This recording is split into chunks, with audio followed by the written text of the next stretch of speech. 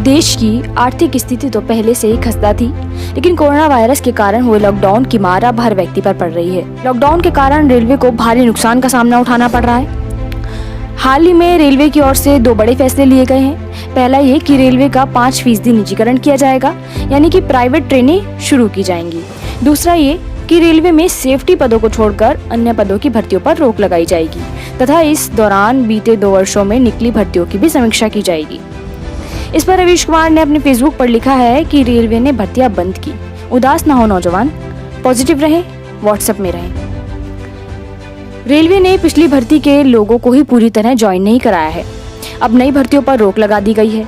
यही नहीं, आउटसोर्सिंग के कारण नौकरियां खत्म की गईं। अब उस आउटसोर्सिंग के स्टाफ भी कम किए जाएंगे। पहले रेलवे रोजगार पैदा करती थी, अब बेरोजगार पैदा कर रही है। ये मोदी सरकार की लोकप्रियता और साहस ही है कि 2019 के लोकसभा चुनाव के समय करोड़ों युवाओं को भर्ती के नाम पर दौड़ा दिया और आज तक पास किए हुए सभी छात्रों की ज्वाइनिंग नहीं पूरी हुई।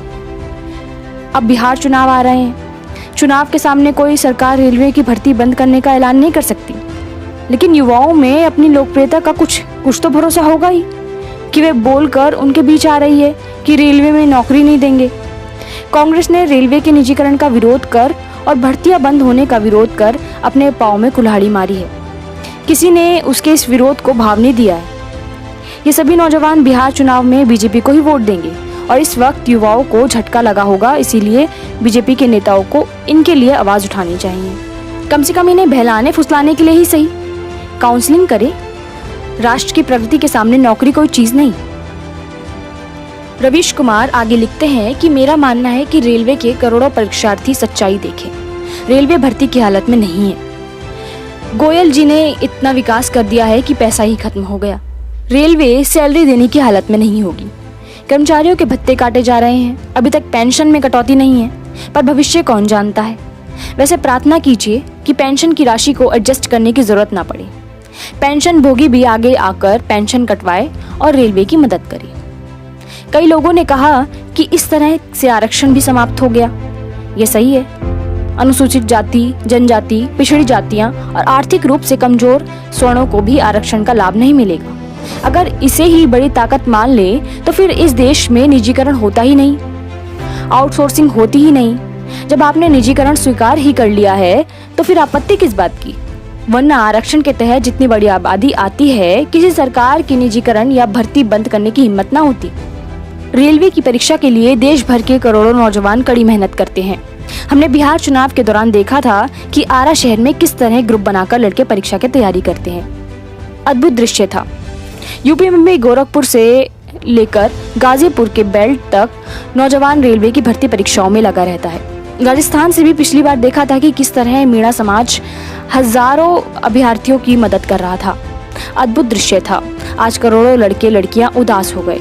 समझता हूँ अब यह सरकार का फैसला है।